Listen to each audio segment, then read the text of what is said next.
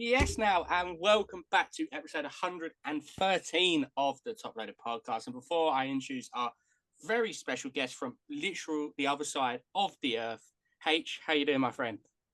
Yeah, very well, thank you, Ronnie. Very well, obviously, as you are very excited before we introduce our special guest. It's been a long time since you last had him on the podcast, so obviously very pleased to get the time difference work in order and getting back on the podcast. But otherwise, yes, myself very well, thanks, Ronnie. How are you?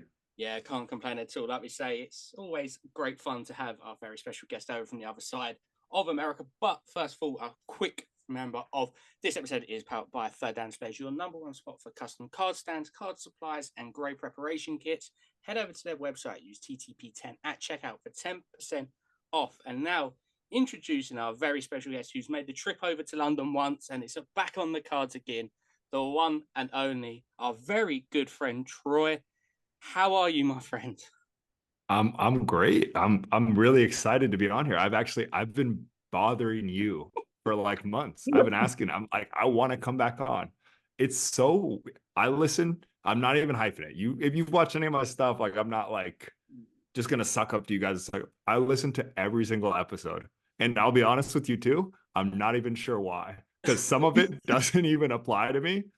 Even if it's just like, we all do it. If I did a podcast, a little bit of waffle and stuff in there. But it's like it feels like I'm like hanging out with friends. I don't know. It just feels very like calming for me. I listen to every single episode and I really enjoy it. So man, I'm excited to be on here.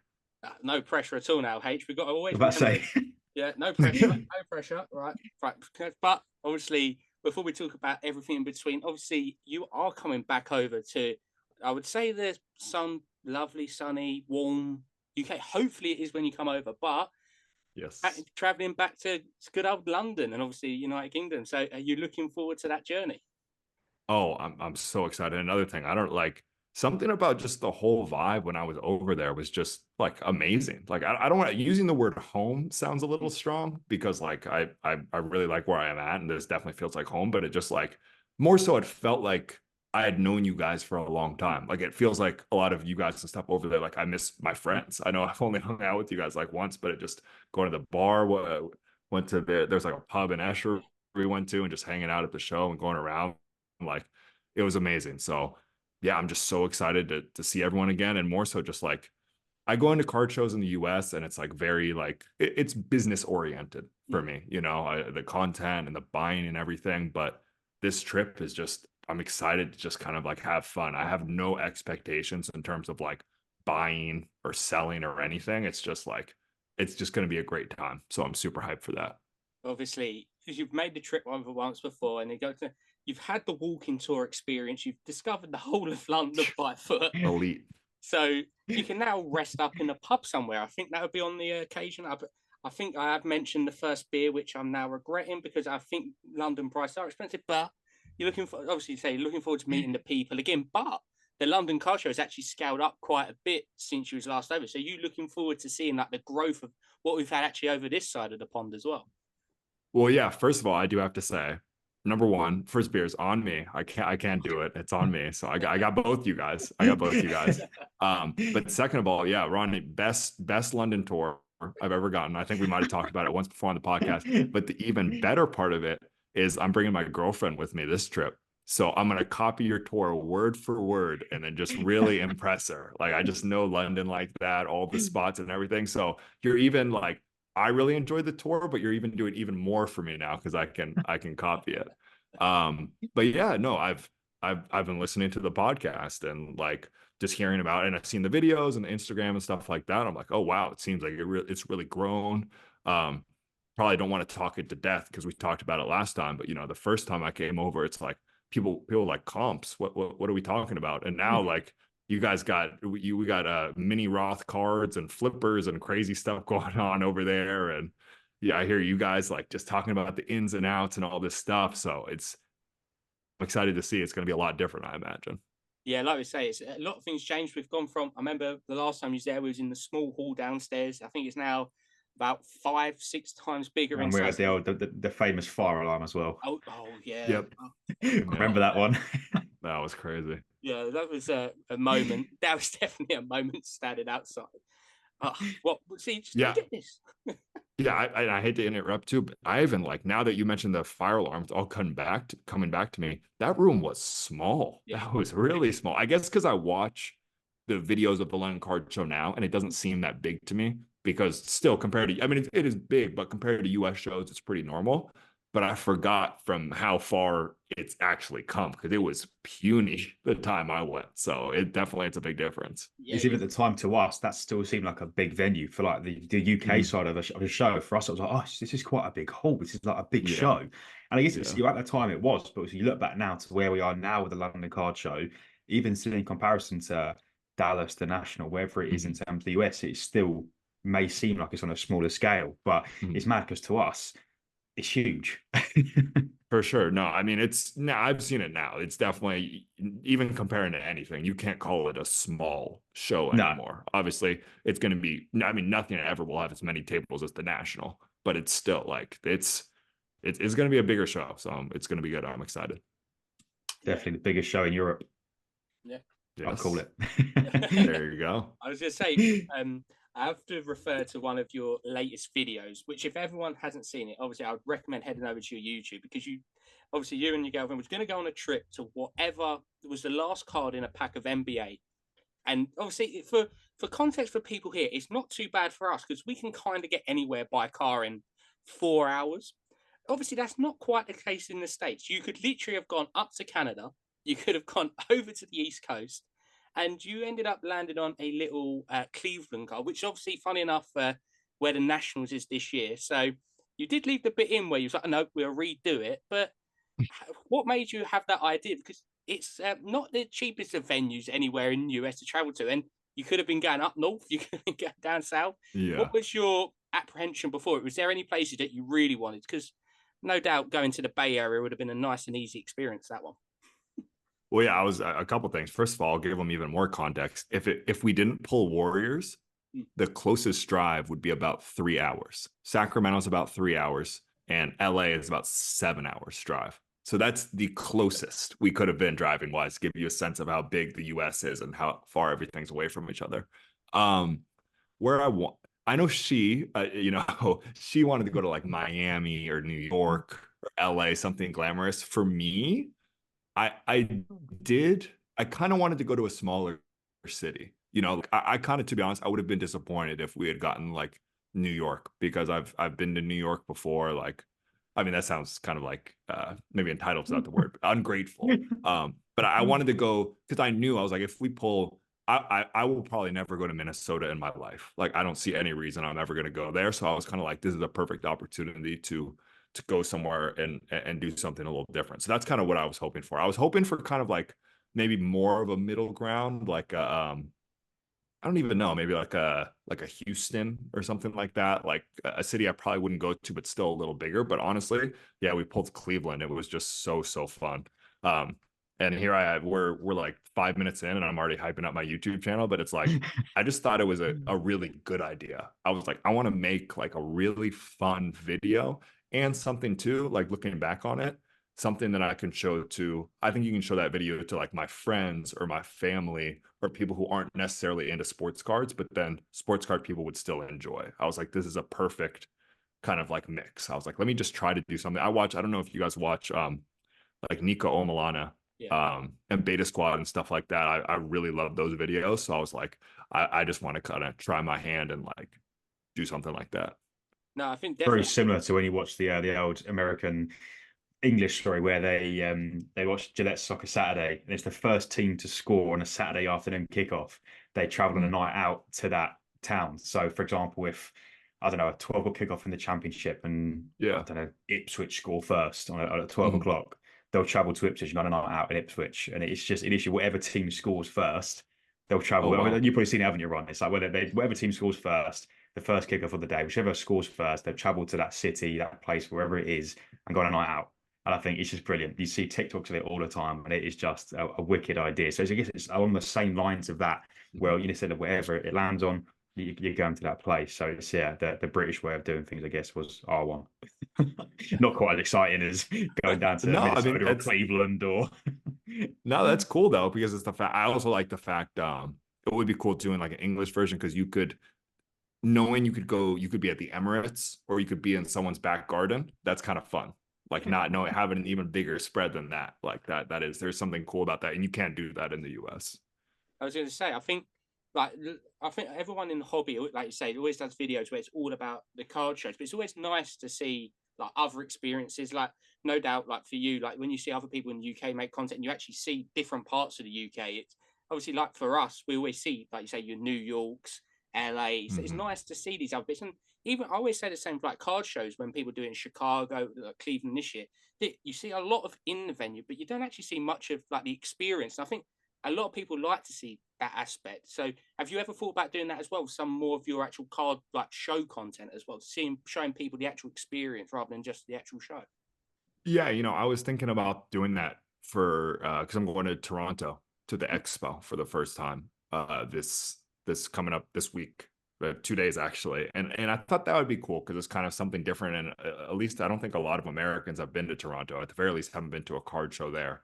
So I want to like it'd be nice to kind of blend it together, but it's a very fine line because I have found card people like they like stick to cards, and I never like the channel's about cards. Like it's always going to be about cards and stuff like that. But I do just have to be careful. Not to, I mean, I don't want to bore people, that's the other thing too. But I think it could also be engaging content and mixing a little bit of it. So that's something I wish I had kind of had a better answer, but that's still something I'm kind of trying to figure out. Yeah, it's always a fun. Like I think I've heard a lot of people like yourselves. Brian said it in the past. Even like the guys like Mojo said it. Like it's such a weird hobby, so to speak, that it's so niche that people kind of only really want like the cards that you're saying. We've had it on the podcast. You speak about other things, but it's not as desirable or as wanted. So, like you say, especially when it's the nationals, so many people are putting the content out, and you can literally just. I love it when the nationals are on because I can literally sit there at early morning when I'm having breakfast, and it's just video after video after video. So obviously, like for you now with Burbank being another show on the table, Dallas, wherever it might be, I quite enjoy the ones you've done as well. It's a bit of a smaller show that you've gone to. How do they like come across for you? Because a lot of people do the big shows, but some of these smaller shows are unbelievable cards there. And for us, that's still a bit mind-boggling that there's a so-called smaller shows, but they're like the same size as our big shows. Yeah, I mean, I think especially now, we talked about it a little before, you will be better off 100% better off buying at a smaller show as long as you're not one of those guys looking for like Luka Doncic RPAs and stuff like that. Like that's the downside of a small show. You're not going to find these $50,000 cards, but that's not what I do anyways.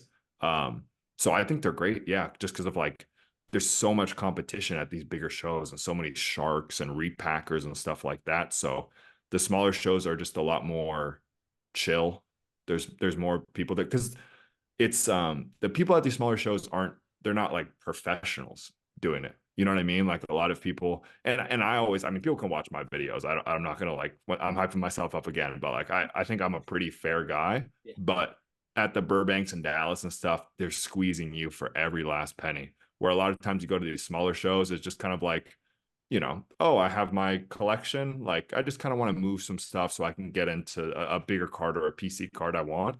And I find that that's, if anything, it's not even more so about me getting like this amazing deal. It's just a much chiller negotiation. It's not as adversarial going to these smaller shows. And it's also just fun doing something different, new experiences. You know what I mean? Like, that's what I love meeting new people. I'm doing new things. So I think these small shows super underrated. I think people should go to more. And it's like you said, you would be shocked. Like there are so many shows in the US. And I go and I'm like, oh my God, there's like 300 tables here and I've never even heard of it. Like it's crazy. Yeah, I'm going to pass over to H now to talk about your journey with now grading, especially of how quick the PSA turnaround is and finding them like flick through boxes. But over to you, H, to talk about everyone's favorite thing, grading. Yeah, so I know obviously talking of grading, obviously London Card Show obviously announced that PSA are going to be taking obviously submissions on site at London, which obviously for the UK hobby, Troy, obviously is fantastic for us. It's big news for us. It's a big step in the right direction. But obviously being at some of the US shows, i.e. the national where PSA are doing on-site grading, or arguably grading is a lot more accessible, obviously within the US, having PSA and SGC, all of that based within the US. You know, for example, your recent video where you upgraded a load of $1 cards with PSA and made, you know, X amount of money. How easy is it, do you think, for particularly you guys in the US to have access to grading and the turnaround times that PSA, for example, offer in comparison to possibly the UK, where we are going to maybe have a little bit of a longer delay? Yeah, I mean it's so easy now, especially me being in San Francisco. I send it to LA. It's there in like a day for $11. I put it in a big box and I can fit however many cards I want in there. It's there in one day. And I would say my average is about a month door to door. It's been flying on the cheapest service level. Um, and it's like, yeah, I mean, I always want to be really careful too, because it has PSA has gotten tougher. Like PSA 10s, I'm shocked at what some PSA 10s go for. Like before anything Curry PSA 10, like minimum $100, and that wasn't even that long ago. Now I get stuff back, I'm like, geez, this is worth like $25. So that's kind of like the downside. But when you can move things so fast and the margins are that like excuse me, are and the cost is that low, there's like a lot of opportunity there. So yeah, it's been good. There's pros and cons, but yeah, comparing to the UK, I it seems like, I mean, a lot more people are grading now. I've listened to you guys talk about that, but yeah, the access isn't the same. So the fact that PSA is going to be setting up there, it'll be huge. I will say, like, I've heard the idea floated around a lot of like, oh, they should set up an office in Europe. I think that would be great, and like that would be huge for the hobby and to grow it, but I just think that's tough to keep the same standards, to bring the people over, all that kind of stuff, like having it that segmented. Because I was thinking about, imagine if the UK was just, they graded a tiny, like they were 5% easier. That would like like the whole hobby would like fall apart. People would be going crazy. So you just would have to execute it really well. So it's proof he listens to the podcast. We said about it, didn't we, Ron? Correct. But no, I wasn't lying. I wasn't just gassing you guys up. Man of your word. Yes. But no, it's good to hear a different perspective though, because obviously from mine and Ronnie's perspective, like we look at it and think, oh yeah, make an office in Europe and it makes everything so much more accessible. But keeping that same streamlined process and that same standard by possibly opening up another office within Europe, it sort of, you know, diminishes the whole process, and you having to almost rebuild and start again in Europe. So, you know, for us, arguably being dreamers, you know, it's good to get a different perspective, obviously, on what your thoughts are. But going back to the grading actual aspect of it, I mean, you know, in the UK particularly, we've seen recently that, you know, arguably PSA 9s are going for a similar price to what they are raw. And for us, it's like, it's not been like in so long. Like you thought maybe a PSA 7, PSA 8 would hit a sort of a raw number, if so, but a PSA 9 going for the similar price to a raw on some cards is mind blowing. I think it goes to show how much more accessible grading has become in some ways, that the grades don't add as much value as possibly they once did, with turnaround times being quicker and I said grading being a lot more accessible. So do you pick and choose what you possibly would look to grade in terms of that in mind, or have you always been quite picky in terms of what you want to grade or keep raw? For sure. It's changed my strategy a lot, because I think a big part of it is grading used to be thought of more as like an investment vehicle. You know what I mean? Like you would pay for a PSA 9 because you're like, oh, I need it PSA graded because I'm buying this as an investment. You know what I mean? Where especially in the soccer card hobby, that's where I've become really cutthroat. Like, I don't know, people don't really talk about soccer as an investment anymore. Like I mean, some mess are obviously early mess and stuff. There's plenty of stuff I believe in. If you want to invest in prospects, do whatever you want. But you know, if I asked you guys, like I know I listened to the podcast, man. Granted Xhaka.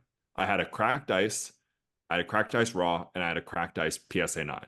I'm like, this is $50, or you could have the 9 for 65, whatever the cost is grading. I don't know. I mean, you tell me. Like, I think you'd be fine with the raw, right? Like, Yeah, See, I'd go for the 9. Yeah, Personally, I would go for the 9. I'm sure Rob would Okay. buy it raw. I've always been a PSA like buyer. So if I'd rather buy a card graded than I would raw, just because I said I've never really graded myself. So I've always looked to buy the graded stuff already, whether it be 9 or 10. Whereas Ron's the sort of person would prefer to buy it raw, wouldn't you? Do you know what I mean though? Like, yeah. That's a. I was going to say, especially everyone knows me. I haven't graded much, but it's I like that aspect of the gamble, like you say, of buying it raw to potentially get the 10. Like, it's that part of it. But then as well with, especially like a Xhaka or someone like you collect, you're a bit like, should I sink the extra? I can buy it raw and it could just sit there. It's not, like you say, you're not investing. I'm not going to flip it where I'm like, I need PSA. I think you're spot on that, especially now with how close the PSA 9 is to raw. Even sometimes recently, raws have been going for more than the PSA 9, which is just mental. That it's, like you say, now you've got to really think about what you want to get graded. Because I've got stuff in grading part where now I'm looking and I'm seeing 9s go for less than the grading fee at times, and it's just crazy. I think that's another big difference. I'm sure you'd agree that America, you don't mind selling cards for a loss if you're just recovering some sort of money. UK, that does not happen. Very rarely it happens, especially with grading fees. Yeah, I think the other thing too is like, I guess the main point I'm trying to make is like, with soccer, it's tough because if you grade a CJ Stroud silver, who's a big name football quarterback, just in case people are listening who don't know him, you're going to get your 4x on the card. People are going to pay 4 times the raw value because it is an investment. It has this value, liquid, all these kind of things where, you know, if you grade, we'll just stick with Xhaka. You know, there might only be 2 people who collect him. So if, let's say I get the cracked ice, then maybe the 9, okay, you'll pay the extra $15, but let's say I get the 10, technically I'm supposed to get my 4x value, right? But for you, you might be like, well, I would pay 50. I don't really feel like paying 200 for it, even though it's a 10. That's it. I'm done. I lost my buyer, you know? So that's kind of the thing, even with these very nice cards with soccer. Yeah. Unless it's like Messi, Holland, Mbappe, Ronaldo, or like Bellingham's, like some of these big names, I have to really, really, really cut it down in terms of grading. And that's not to say, you know, if you guys want to grade it, I'm sure you can have success. I'm sure you have had success, but just for me personally, that's been a big change. Even the really low numbered cards, like, you know, who's a desirable, I had a Serginho Dest USA guy who should have a big collector base, red out of 5. And I was just like, you know what? I'm just going to keep it raw because I don't think even if I get a 10, you know, it's worth like maybe $70 raw. I'm like, no one's going to pay me $250 for this, even if it gets a 10. So I might as well just keep it raw because once again, with fees and everything and the grading and everything, I'm going to lose money in a 9 and 10. I don't think I'm going to get that upside. So I'll just keep it raw. You know, it's a math equation. Yeah, like you say there, it's like you look at certain players, but I think now as well, a lot of people being more particular with their sets as well. Obviously, we all love a bit of 2014 World Cup Prism, and especially then there was a lot, it was scarce of the sets, but now there's so many sets that you really have to be careful. That's why now, like the 2018 Chromes, Dom, they're a lot more desirable because there's less of them cards openly on the market. And I can definitely say World Cup Prism 2014 does not grade well. And sometimes you have to put older cards in the microwave to split them up as well. Oh, is this a Ron's card care thing? Are you cooking up over there? I watched a certain YouTuber get a bit of advice when opening World Cup packs about putting them in the microwave to get them unstuck. Wow, so. another plug. Yeah, that was another. I did not know what I was doing there. We were damaging the cards and everything. But yeah, if you don't know what we're referring to, I opened up a pack from every single World Cup, and that was really fun. But I'm glad you've been watching and enjoying because I'm trying to do just different things, fun little experiments and stuff like that. So, you know, it's cool. It's cool to do stuff like that.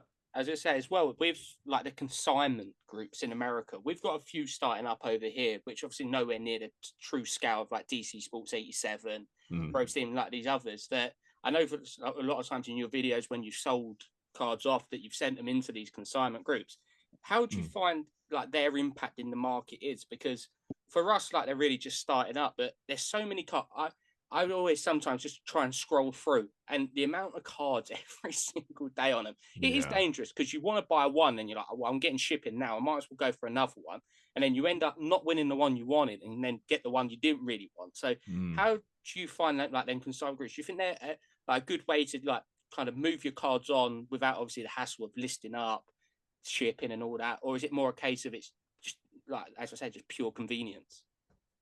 Yeah, I mean, it's definitely a great tool for the hobby. And the fact that you guys have that over there now, especially with, it's even harder for you guys to kind of sell them because it's a narrow audience and like auctions. I don't even know all the intricacies. I just know it's harder than if I was to do an eBay auction here myself.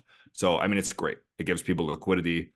It's so convenient. And I was just like, people, because I meet a lot of people who are like, I just want this gone. and I really don't care at all about the money I get. Like I can't even be bothered to negotiate with the dealer. I'm like, send it to consignment. And they're just like, oh, I wish there was some way I could just get rid of this box of cards. I'm like, just send it to consignment. It'll be gone and you'll get a fair market price.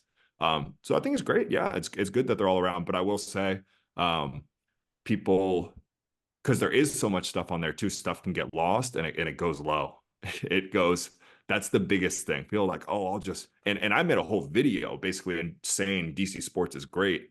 But at the same time, people are like, oh, I'll just send it to consignment, man. I'm not taking that offer. I'm like, see what your red out of 5 actually auctions for. Good luck. You might be surprised at the number that actually comes in. So that's another thing. It's great, but it's not like it's convenient, but it's far from free good money. Like stuff will go low. I haven't, I don't think I've ever met someone who's like, oh my God, I can't believe how much my stuff sold for on consignment. That was amazing. It's always like, oh wow, that's all it went for.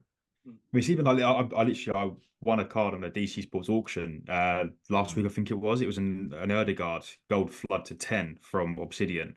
The Yeah. rough comps were around about sort of, you know, 120, 140, $160. And obviously I put my max bid on there, woke up in the morning, like our normal time, and see what it went for, like $102. Because Yep. in my head, I'm thinking, I only went for that. But like my max bid was like 180. So see, to that degree, obviously from my perspective, I'm thinking I'm quids in. Like I've got that card at lower than comps at the price I wanted to pay for it. But arguably from the seller's perspective, that's all it went for. Do you know what I mean? So it can go south. Yeah. And to be honest, that's how it tends to go. Like if you have, I've done this a lot. I'm far from like an expert. I make mistakes, but it's like if you have an $150 best offer comp from 4 months ago on a soccer card, if you auction it today, it's not going for 150. So let's say, you know, you walk it up to a dealer. I'm like, hey, I'll give you 70% of 150. That's more than that person ended up getting when it bid for 102 minus fees and everything. You know, so yeah, that's the pros and cons of it. And hey, like I'm not saying always sell to a dealer. I don't personally sell to dealers super often. I'll send my stuff to DC Sports. There's situations that's much more convenient, but yeah, there's definitely deals on there for good and bad. As a buyer, you know, it's definitely great. So a quick question to touch on that on a different platform.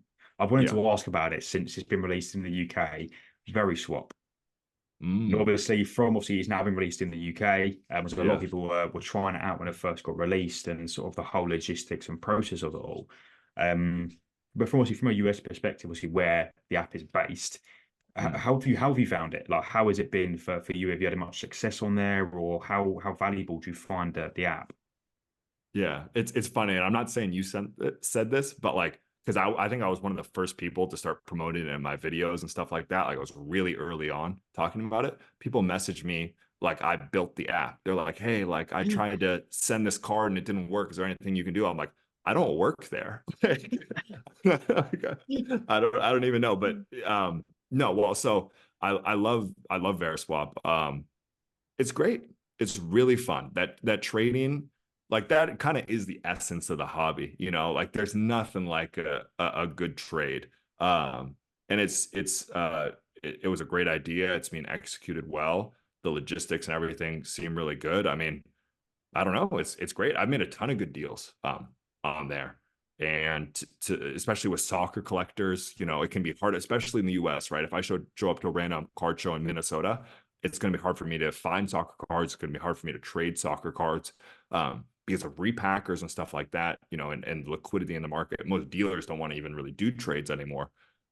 So I think it's great. I think it's great. I think I first heard about it from your video. Obviously, at that point, it wasn't available in the UK.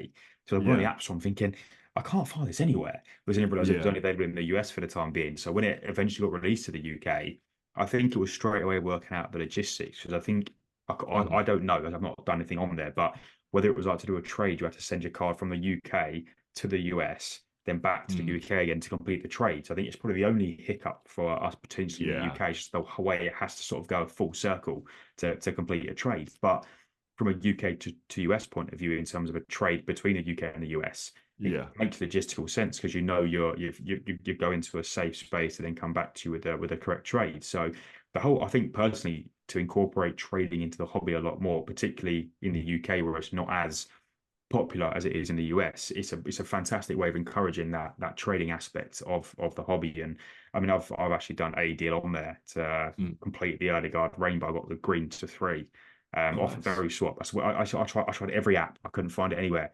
Randomly onto Very Swap, typed in early guard, the first one that come up. I was like, Oh wow. what are my chances? But I think it's a fantastic app. But I've never actually heard anyone talk about it from a US perspective, where it was first introduced, as to sort of what the success rate, if you like, was from there. So yeah, I will say I would say one of the biggest issues I've run into is it's tough because everyone values their cards kind of higher, you know? And then like I value my cards higher because you kind of have to match them, and then it's tough to kind of slice. And I told Raymond, who's a great guy, the founder, I was like, I don't know what the solution is, but if there was a way we could just cut through the BS and have everyone's like kind of fair values, I would be on there cooking all day. But it is a good amount of legwork to finally get to like, all right, what's your actual number on this thing? But it's still great. I mean, I'm not even like, I don't actively go and try to make trades on there, and it doesn't say my name or anything. So it's just random, but I've completed like 15 trades of I just list stuff up and then people just come to me. So it's great. Especially I think in the soccer community, like I just traded a Gerard prize footballers gold PSA 10, and it was going to a guy who I know for a fact is a big Gerard collector, you know, and he kind of just sent me some cheaper Jude Bellingham slabs and Messi and stuff like that. I'm like, that's perfect.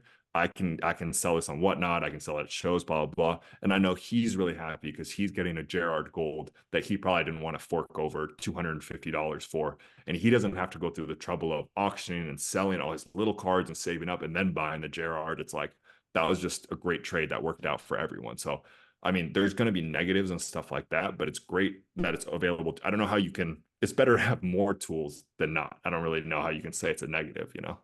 Oh, 100%. I think having more platforms available and more visibility across the whole hobby, whether that be UK or US through eBay, Whatnot, whatever it is, the more the better. And I think to have that now as an additional platform in the hobby where it encourages trading, it's a win-win in my opinion.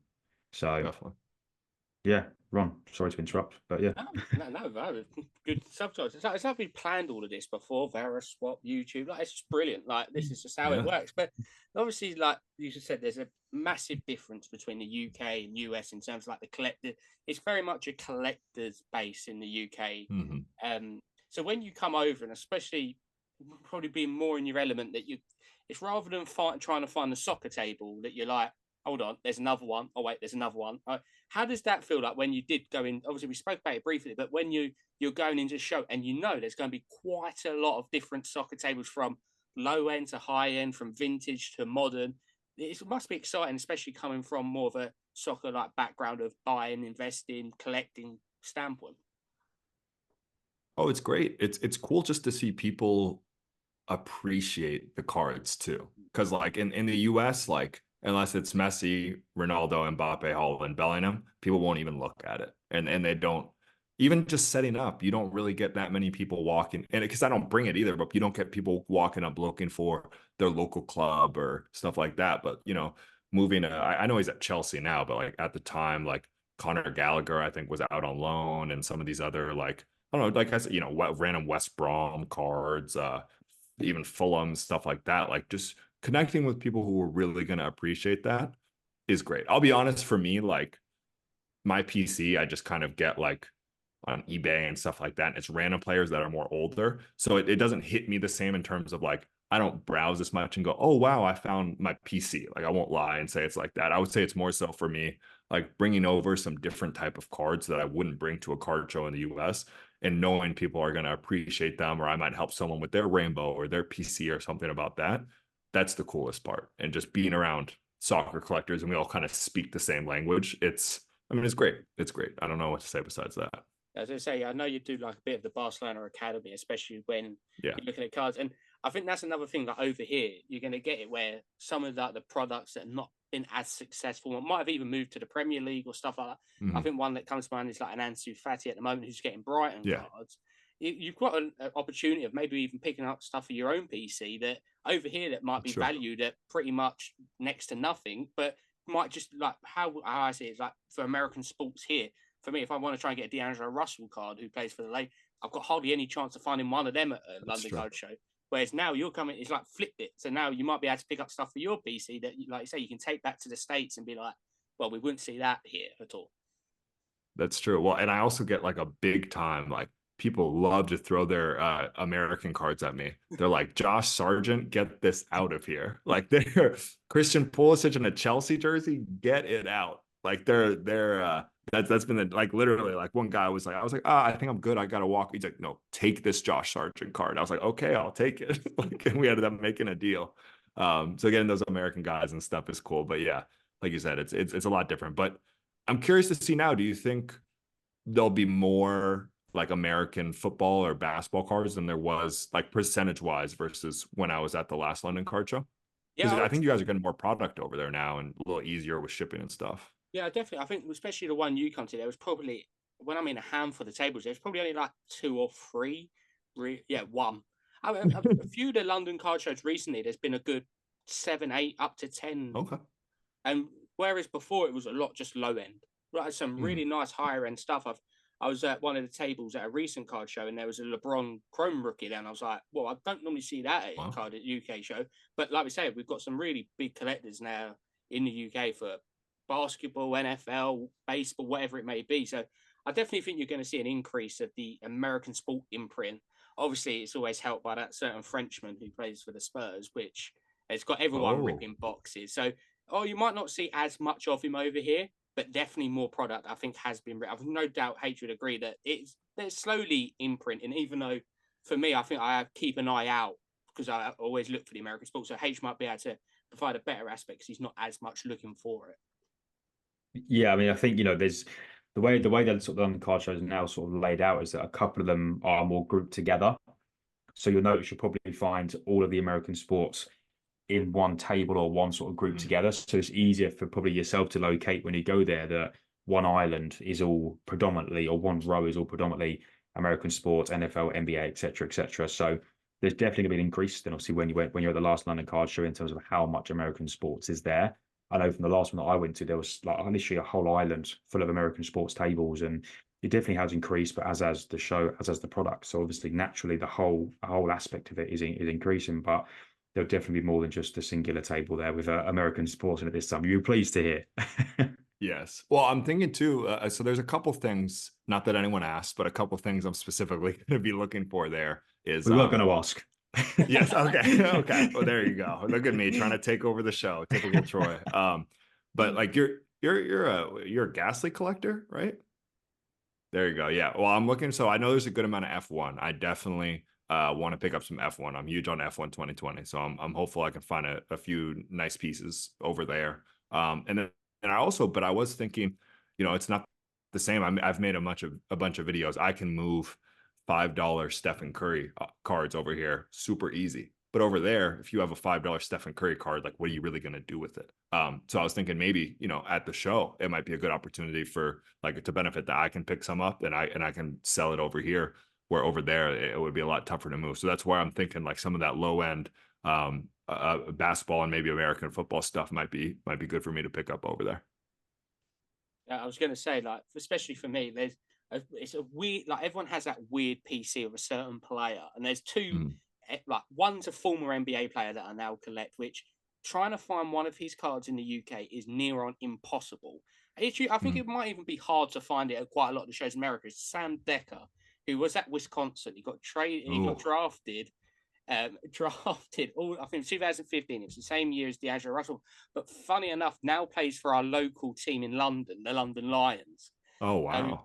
It's like that kind of thing is weird for me. Like if I went to America, I'd actually probably have more of a chance picking up one of his cards. And my American eBay is just full of Sam Deckers at the moment because I can't get any over here. So I wanted like the question for you, like knowing how your markets work over there, like certain places, like obviously like the Bay Area where you're from, there you're going after certain places. Obviously Steph Curry's always going to be a big one. I suppose it's a bit different as well at the moment with the question marks around Klay Thompson's future, Draymond's future. But do you look at places where you're potentially going, like for example Nationals in Cleveland, and then maybe try and pick up certain cards what more localized to them? Like local to like Bay Area guys, but pick them up in Cleveland.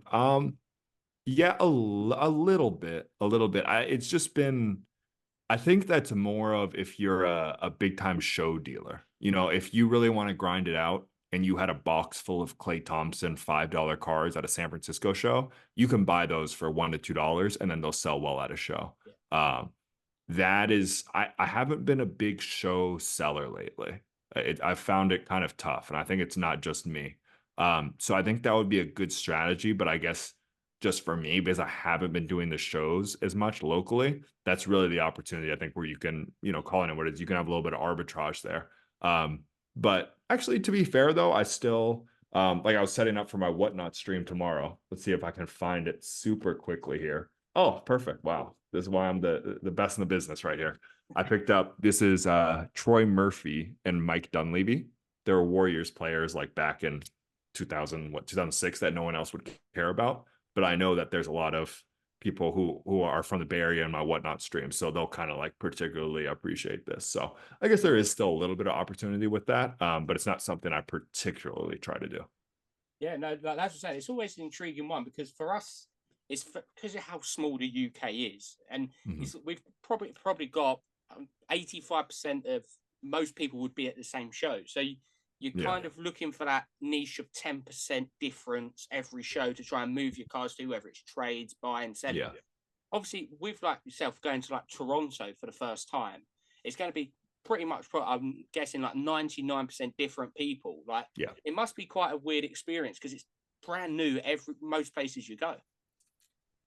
Yeah, I'll say that. Well, I think Toronto will be. I'll say if you're doing Dallas versus Burbank, you'd be surprised at the amount of similar people that you see. Especially because, like I said, I don't know why I decided to be the Debbie Downer of shows on here, but most of the people who are going to be going around and buying from you, whether it's at Burbank or at Dallas, are these repackers and big dealers. So that's kind of the big thing where I've just kind of like, especially if you're focused on setting up, not buying, I'm like, why am I moving around to all these different cities? I'm selling to the same people anyways. I'm seeing most of the same faces. But in terms of buying, yes, that is fun. Especially once again, another thing about that's what I was saying about small shows. If you get outside of that big show bubble, because most of the dealers, same thing. Dealers at Burbank and Dallas are kind of similar, but go to Toronto. There was just a Minnesota show. I went to a show in North Carolina. It's like you said, it's way different people. So that's fun to just see different things, people with different inventory, people who negotiate in different ways. That's one of the reasons I really wanted to go to Toronto and go to London, just because it'll be different.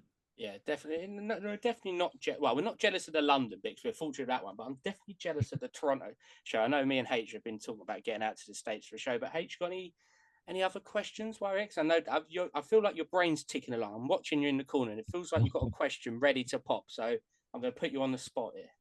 I say if I had a question off the top of my head, I'd ping it straight away. But I'm trying to rack my brain still. But I guess Wembanyama, Troy, overall. I mean, as a big basketball fan yourself, I mean, I'm not really clued up on NBA. I'll be honest with you, but I know about Wembanyama. Where do you think his hobby potential is? Because obviously we've seen the 1-of-1 pulled. It has graded. I think the final price was like 500,000. I think, if I'm correct, I could be wrong. 512, right there. There you go, 512. But where do you think his hobby potential is?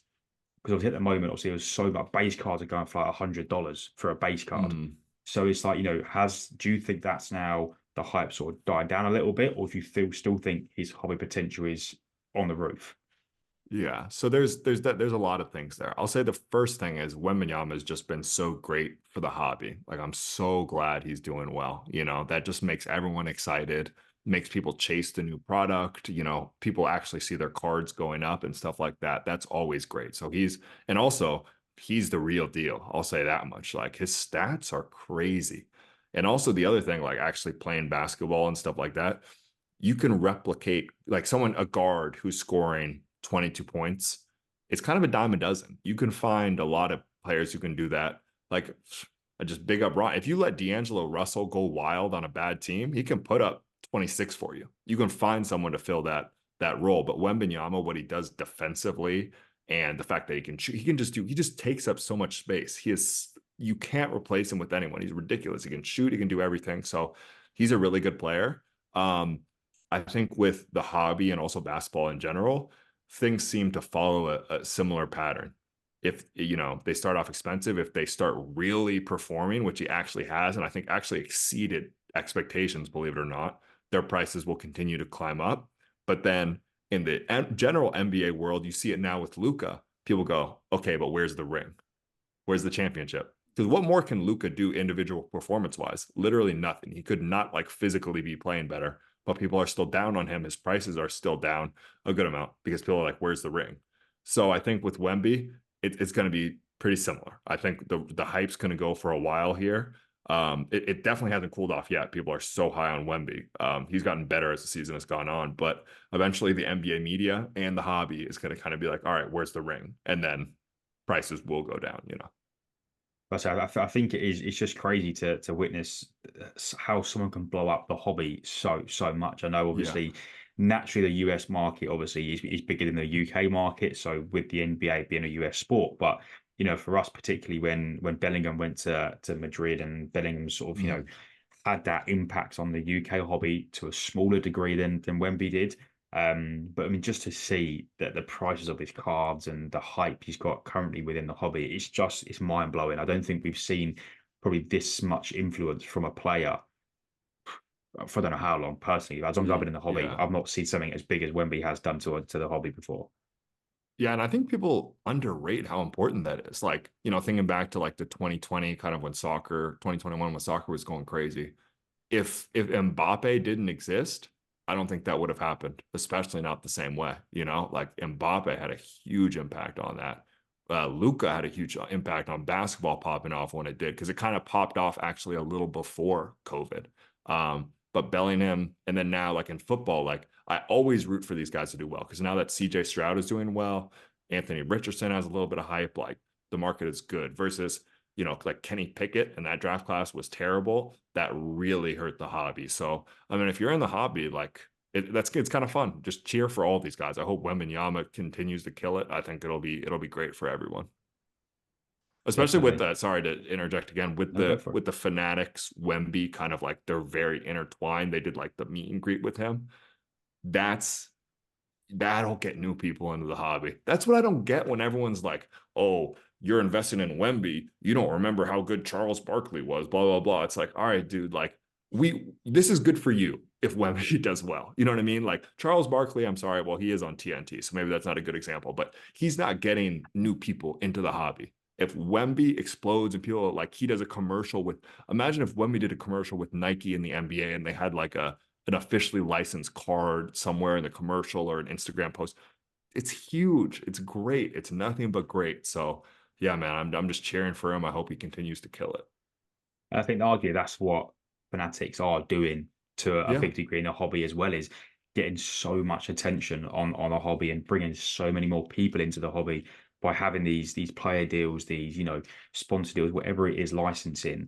And I think that's what Fanatics are going to bring from such a big stature, is so much more attention on the hobby. And I mean, we've spoken about it before, me and Ronnie on here, is just how much influence can Fanatics have over the next 6 to 12 months with all the licensing they've already acquired. So yeah, I think it can only be positive, I think, for me in terms of what Fanatics can do to the hobby. For sure. And it's going from zero, right? Like I think it was Michael Rubin who said he's like, he couldn't believe, he's like, wait, you guys have never marketed this thing ever? And then I thought about it. It's like, yeah, they haven't. I haven't even seen like, I don't even think like Panini did like Instagram sponsored posts or anything. I was like, what marketing have you guys done? You've never done any marketing. What are we doing here? You know, so it's nothing but, even if they make the worst commercial ever, they stumble all over themselves, blah, blah, blah. It's going to be a net positive. So that's why the other thing people are like, oh, well, Fanatics isn't going to be good for the hobby, blah, blah, blah. I'm like, I think they're going to make mistakes. They've already done really kind of like bad things and stuff, but it's like coming from where we were at before, it's hard for me to imagine they won't have some sort of net positive impact on the hobby, at least in terms of bringing people in. Like, come on now. I was going to say, I think obviously with the announcement, I think it's about 2 weeks ago now, about the Fanatics event in New York in the summer. And it's not like they go for small names. Like, we don't deal with Yeah. small names. They've opened up with Tom Brady, Derek Jeter, Kevin Durant, to name a few. Like, that's already shown their impact of they're getting these not even top tier athlete, legendary all timers to come to events where obviously it's going to be a cross between the sports and cards being worked in. It's like you say there, Like, this has never been done before. You're not having, all right, the Nationals, you do get big name people going there, but having Tom Brady there, for example, and then no doubt people are going to have their Tom Brady cards with them. It's having that opportunity to link the worlds together of sports memorabilia, sports fans, and cards, because there's so many more collectors out there that might not necessarily know true about the hobby. That's why, like, the likes of Golden have done their documentary. There's a new documentary on Amazon. It's just trying to crack into that percentage of people that are collectors but don't really know it yet. Yeah, yeah. I mean, that's the thing. Like, as much as everyone like kind of talks, I think just the hobby, if you kind of stay within your means and treat it as a hobby, it's great, right? Like, I don't know anyone who's gotten into it and just like, oh, this sucks. You know, like the fact that I can, you know, I will, I don't know if I necessarily will be as active in the, I don't think I'll be a active buy sell trade my entire life, but like, you know, we talked about like the Barcelona failed academy products, you know, Jared Delafeo, Christian Teo, like the fact that I can collect them and that can remind me of my childhood and playing FIFA in the basement with my brother, like what else can do that? Like that's so amazing. Or, you know, just like I know so many people in the hobby talking on Instagram, like meeting, like they might be from, well, in the US it's a little different, but okay, in the UK, like, oh, did you see the Brighton game? Or did you see that? Meeting someone maybe in their community, they don't have many Brighton fans or whatever it may be. Like that stuff is awesome, man. The point being, everyone I know who's kind of gotten into it is like, this is really cool. This is really, really cool. So the more eyes we can get on it, I think it's just great. It's good for us. It's good for the hobby, but it's also good for hopefully these people. Because I think if they do become aware of it, they'll like it. Oh, 100%. I think we've said that about the UK for quite a bit now.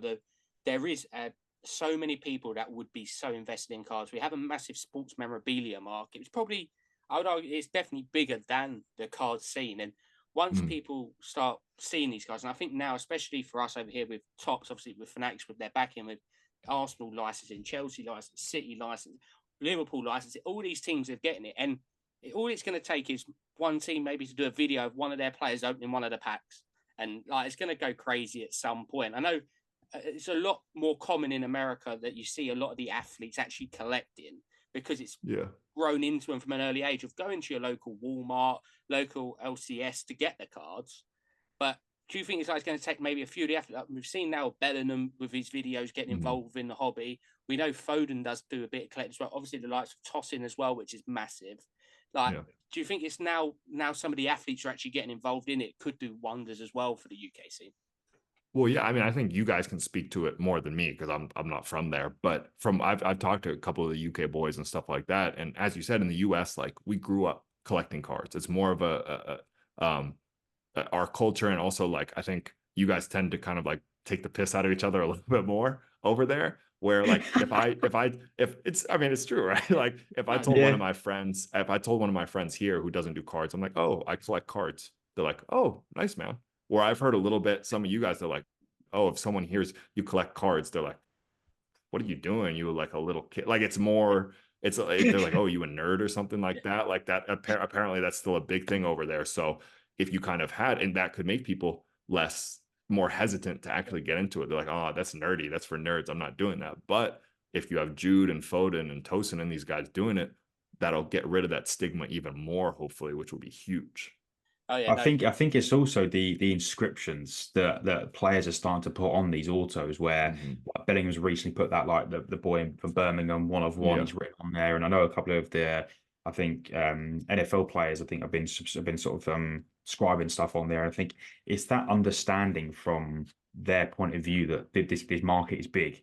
It's they can understand that there is a massive market, and these people will chase these scribed cards, or they've written certain words down on there, or I think it's a massive market, and it shows that these players are understanding how big this hobby can actually be. I know I found out recently, or see, which that Ian Poulter, the golfer, is massively into cards.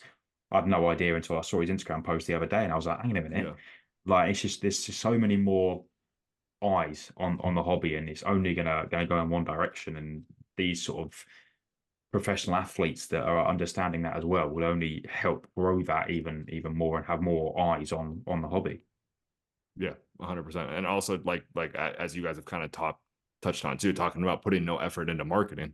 they pretty much put no effort into the UK or outside of the US for so long, like literally zero effort. So now it's just like little things they're doing, but like, you know, they're doing special tops releases at the shows and stuff like that. Like, man, what if you're going, it's just like weightlifting or something, right? Like if you have never worked out in your life and you go hard for 3 months, you're going to see crazy results. So it's the same kind of thing. You guys are going from zero over there. So I could see it having a big impact because it's going from the very bottom.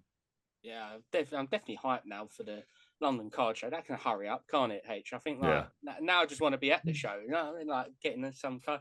But that's another thing I was going to say to you. Obviously, where we've come from, like a collector's background. I know you do collect a bit, but also it's about like your videos. Have you ever thought about, obviously for you with basketball, obviously do a bit of PC with guys that you played with, especially have got into the league, and obviously Wake Forest products. Like in terms of soccer or any PC, have you ever thought about branching into any new areas that you think you might start? Or could it be a case that you might pick up a card at London and you think, oh, I might be able to start a PC, like a first card I picked up in London, and have that memory attached to that card? Yeah, I'll be honest. If nothing, people have said on the channel they appreciate my authenticity. I I want to keep my PC small. Yeah. I don't think I'm ever, for me personally, I think everyone's different.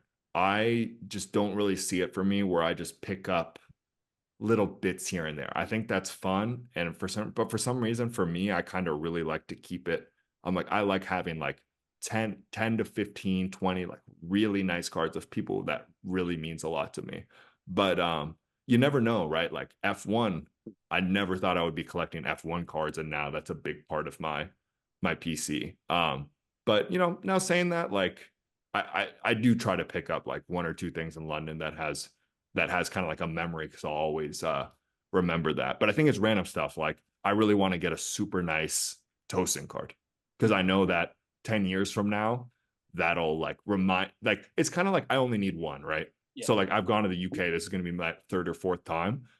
If I have a you know, a $1 random Conor Gallagher card, I'm not sure what I'll necessarily do with that, but I plan on buying a really nice Tosin card, and then 10, 15 years from now, I'm going to look at it and I'm going to think of us walking around London. I'm going to think of us going to the pub this time, or going to an Arsenal game, or whatever it is. It's kind of like I just need that one, and then it'll encapsulate kind of like a bigger thing. But like I was saying, who knows what might pop up. You know, I didn't know I was going to meet Tosin, so who knows what's going to happen this time that might lead to me buying a different PC card down the line. As I say, it's a great point, because you never know. I think that's the one thing everyone loves about a card show, is you don't know what you're going to pick up until you walk through the doors, because you never know what card someone's going to be selling. I've had it before where I've walked into a card show, it's not expecting anything, especially now with my PC, like you say, it's narrow. Now I only really pick up Arsenal women's cards, and the odds of them being at a show are quite low. So walking into a show once and finding an orange wave like rookie in the PSA 10, I was shocked. So it's like you say, you could walk in and the first table you see could be like a green to 5 tossing card, and you'd be like, oh wow, that could be the eye.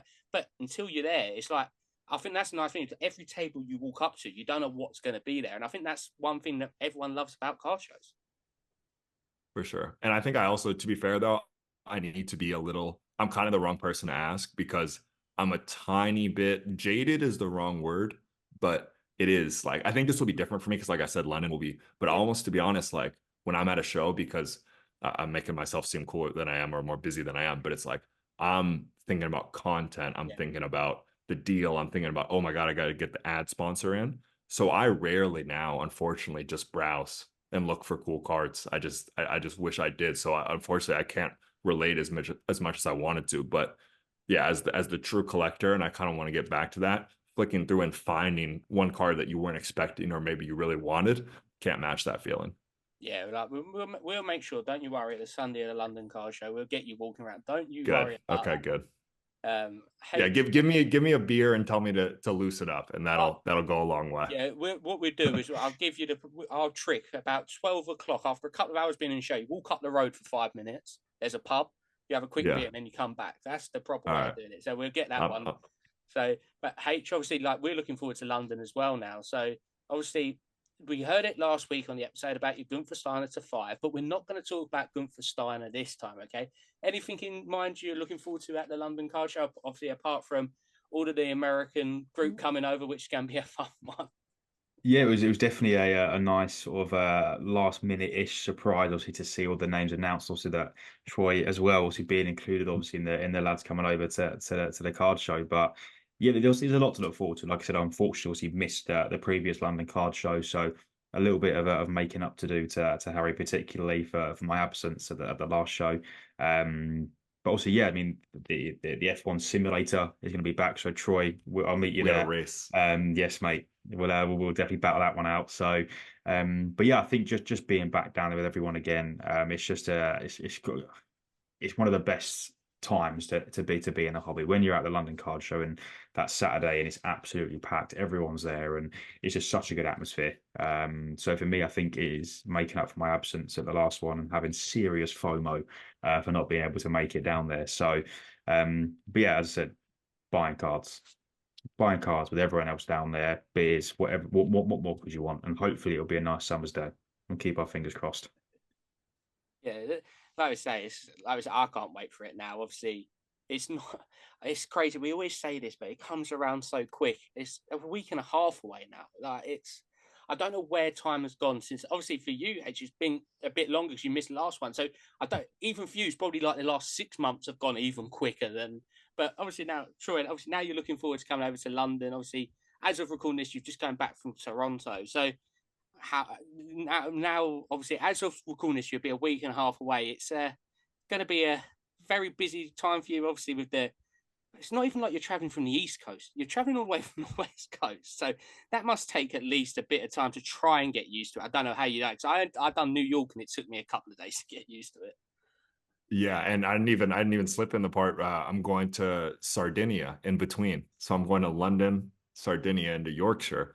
And originally, like I just love. I'm quick. I like traveling and going to like. I just love Europe so much, so I want to go to as many places as possible.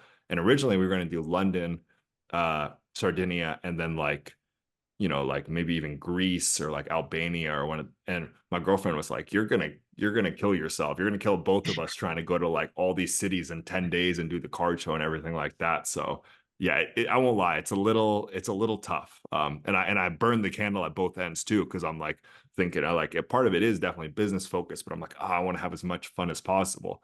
I missed the train last time to CardCon, so yeah, it definitely it can take its toll. So yeah, I'm excited, but it's gonna be a lot for sure.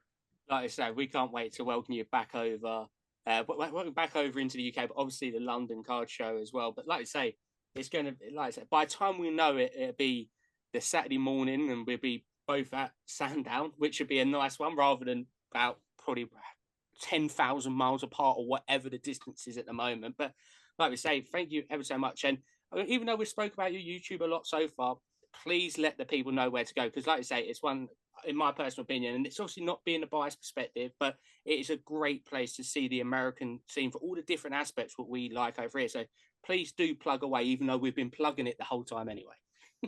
Well, thank you so much. I really appreciate that. Yeah, Trike415 on YouTube. Yeah, well, actually, normally I'm like, forget the plug. This time I'm actually gonna kind of plug it because, as you mentioned, doing like the Cleveland video and the World Cup pack video, I'm doing ideas of like I think what's really good content, and you'll like if you actually watch the video, you'll really enjoy it. But it's different, so it's not getting as many clicks. So I actually am gonna actively ask people like go to my go to Trike415 and try to watch like the newer videos that and comment and like that would actually help me a lot and I would really appreciate it. And I'm hijacking the show once again. I know it's late there. I'm sorry. One last thing, because I'm curious at the London Card Show, like what are your guys's not even necessarily at the London Card Show, if you're going for like one PC player or one PC card within reason, like what is number one for you guys right now? Go on, H. And you can't say Gunther Steiner to fire from flagship. I'm not. That's not running on this one. I think it would have to be Martin Odegaard. I think it'd have to be Odegaard. I think Odegaard and Ben White have been my two Arsenal players that I've predominantly been going for recently. But I think if I had to pick one, it would be Odegaard. He's just been phenomenal this season, absolutely phenomenal. So yeah, I've literally just recently picked up an auto to 50 of Odegaard from Stadium Club Chrome. That's just posted on my Instagram today. If none of you have seen that, check it out.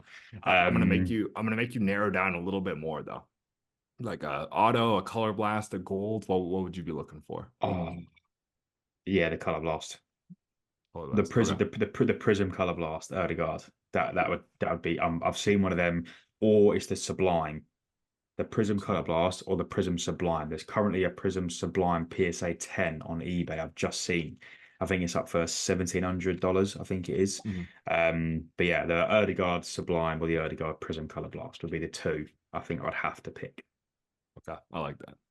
See, Yeah. my one's a very rogue one at the moment, but it's obviously not too rogue. It's still a certain Swiss man who's playing for Bayer Leverkusen. But they just announced a new Tops Now card for Leverkusen of them winning the league, and it's the whole team celebrating. And the one right at the front is Granit Xhaka with the back to the picture, and all you've got is his number 34. And I have bought 5 of them, hoping for a parallel. But I think the dream would be to somehow hit or buy the one of that card, because I think it's not just a would be a legendary card for a Granit Xhaka collector, but for football with their incredible run, as of speaking, 45 games unbeaten. So it would be such a nice card to be able to have one of his of Leverkusen. I was fortunate to go there in December.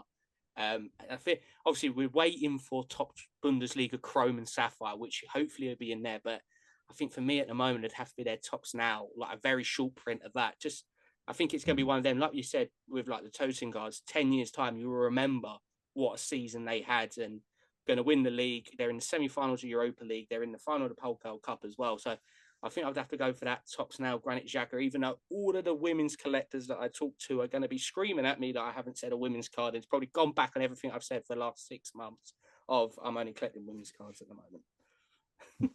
Nice. Okay. I like it. Yeah. I'm sorry again. I know I took you guys super long here, but I really I enjoy it. I enjoy talking to you guys, and I'm super hyped to be out there again. I mean, Yeah, the more I think about it, the more I'm like, oh, the overall grail, like for me, is the 1996 Thierry Henry Panini Foot rookie sticker when he's in the Monaco Ooh. jersey. That for me would be that's my overall. I've said that from date dot. The overall hobby grail is Thierry Henry's 1996 rookie sticker. That I would be like my that. overall grail. That's one that you can like hold on to forever and Oh, will always hold value as well, at least some sort of value too. So that's a good one. I like that. 100%. I mean, Oh, yeah, just, that with a red slab mag. Oh, Oh, not the slab map plug. yeah.